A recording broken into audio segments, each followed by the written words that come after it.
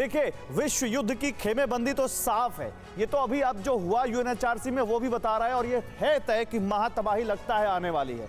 रूस को यूएन ही नहीं, नेटो से भी बहुत बड़ी चुनौती मिल सकती है। ब्रसेल्स में नेटो देशों के विदेश मंत्रियों की बैठक में कई देश यूक्रेन को लेकर बहुत ज्यादा आक्रामक थे, और इसीलिए आपको हम वो खबरें लगातार दिखा रहे हैं। लेकिन जरा 25 बड़ी खबरें दिखा देते हैं उस वक्त की, पहले वो देखिए।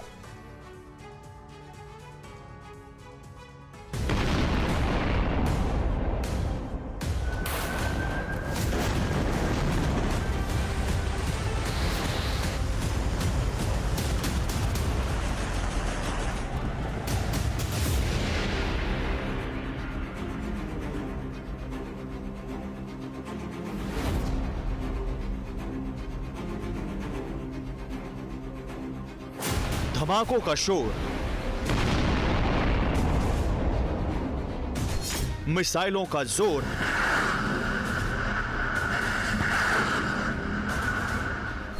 बर्बादी का ये मंजर बता रहा है कि अब अमन की हर गुंजाइश खत्म हो चुकी है।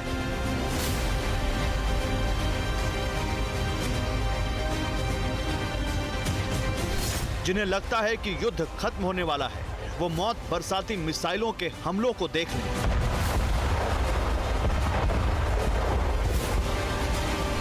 जिन्हें लगता है कि यूक्रेन झुक जाएगा, रूस रुक जाएगा, वो खंडहर होते यूक्रेन के शहरों के शमशान का मंजर देख लें।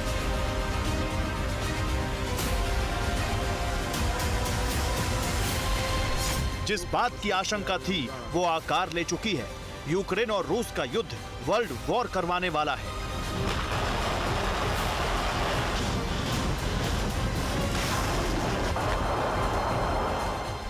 कंफर्म हो चुका है कि 43 दिन बाद ये लड़ाई यूक्रेन की चौहद्दी से पार जाने वाली है, क्योंकि अमेरिका और नेटो देशों के एक धड़े ने पुतिन से सीधा मुकाबला करने का फैसला कर लिया है।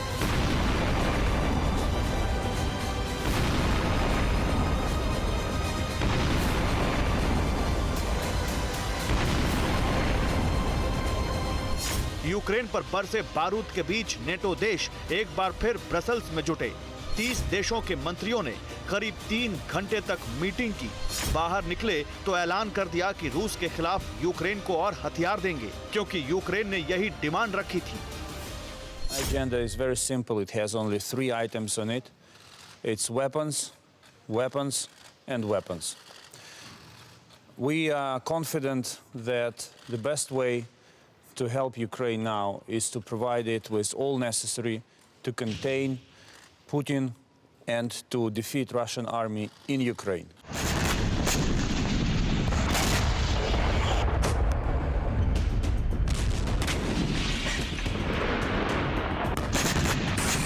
तैंतालीस दिन में यूक्रेन जान चुका है कि अमेरिका और नेटो सिर्फ सांत्वना ही दे सकते हैं। पुतिन की पलटन से यूक्रेनियों को अकेले ही लड़ना है, लिहाजा हथियार ही मिल जाएं।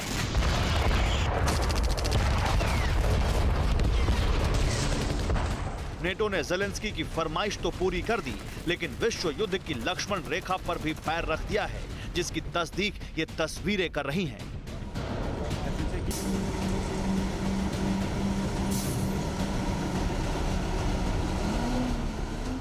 अमेरिका ने अपने टैंकों का जखीरा रूस की सरहद की तरफ रवाना कर दिया है। अमेरिका ने यूक्रेन की जैवलिन मिसाइलों की नई खेप भेज दी है।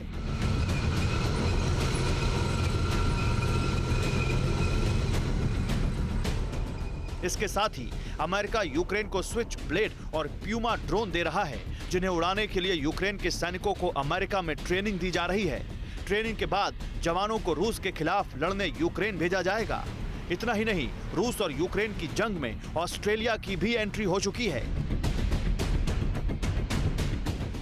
ऑस्ट्रेलिया ने यूक्रेन को बख्तरबंद गाड़ियां भेजने का ऐलान किया है। ऑस्ट्रेलिया के पीएम ने कहा कि यूक्रेन में बुश मास्टर बख्तरबंद गाड़ियां भेजी जाएंगी। इससे पहले यूक्रेन को टैंकों की खेप चेक रिपब्लिक भी भेज चुका है। यूरोप और अमेरिका से मिलने वाले हथियारों से ही यूक्रेन की फौज रूसी टैंकों को तबाह कर रही है, जिसके दम पर ही यूक्रेन हर दिन रूस की तबाही का दावा करता है। आज भी किया। यूक्रेन ने बताया कि 43 दिन में रूस के 18,900 सैनिक मारे जा चुके हैं। रूसी फौज के 9 जनरल भी मारे गए हैं। साथ ही रूस के 150 fighter jet, 135 helicopter, 698 tank, 332 artillery system, 108 multi launch rocket system और 76 फ्यूल टैंक तबाह किए जा चुके हैं। लेकिन हकीकत इससे अलग है।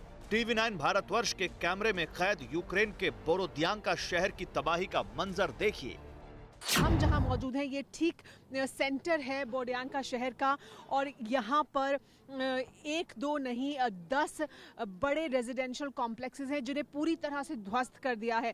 और बार बार सवाल ये पूछा जा रहा है कि इन इमारतों को ध्वस्त करने के पीछे दरअसल क्या मकसद था रूस का, क्यों इन इमारतों को इस तरह से तहस नहस किया गया है। अब यहाँ पर सफाई का काम चल रहा है, सड़क को साफ किया जा रहा है और उसके बाद इमारतों का जो मलबा है उसे भी हटाया जाएगा। लेकिन ये जो इमारतें हैं इन्हें पूरी तरह से ज़मींदोज़ किया है। यहाँ पर शेलिंग हुई है, टैंक से फायर किया गया है। और उसके बाद हम आगे बढ़ेंगे, यहाँ से आगे बढ़कर भी आपको दिखाएंगे तस्वीर। देखिए ये एक के बाद एक इस तरह की रेजिडेंशियल इमारतें हैं जिन्हें पूरी तरह से नुकसान पहुँचाया गया। रूसी मिसाइलों से कब्रगाह बना यूक्रेन का ये अकेला शहर नहीं है। 1 महीने के दौरान कीव, खार्किव से लेकर लवीव और सूमी तक सभी खंडहर हो चुके हैं। रूसी बारूद से मारियोपोल तो इस कदर मटिया मेट हो चुका है कि शहर का वजूद तक नहीं बचा है। मारियोपोल में 5,000 से ज्यादा लोग मारे गए हैं। मरने वालों में 210 बच्चे हैं। एक अस्पताल में मिसाइल गिरने से 50 मरीज जलकर मर गए। 90% लाशों पर गोलियों के जख्म या निशान मिले हैं। ये दावा मारियोपोल के मेयर का है, लेकिन इतना जरूर है कि मारियोपोल पर रूस ने सबसे ज्यादा बार मिसाइलें दागी गईं। लुहांस्क में 24 घंटे में 9 बार हमले किए। यूक्रेन को तबाह करने के लिए रूस अब सटीक निशाना लगाने वाले हथियारों का इस्तेमाल कर रहा है।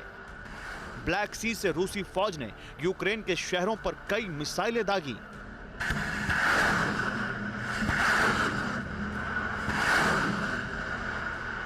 जैसे जैसे नेटो देश यूक्रेन के समर्थन में उतर रहे हैं, पुतिन का प्रहार उतना ही भीषण होता जा रहा है। हालात ऐसे बन चुके हैं कि अभी तक पर्दे के पीछे से लड़ रहे नेटो देश किसी भी वक्त रूस से सीधे मुकाबले के लिए जंग के मैदान में उतर सकते हैं, क्योंकि पुतिन के प्लान को लेकर एक और सनसनीखेज खुलासा हुआ है। अगली रिपोर्ट देखिए। परवाह देश की, सोमवार से शुक्रवार रात 10 बजे टीवी 9 भारतवर्ष पर।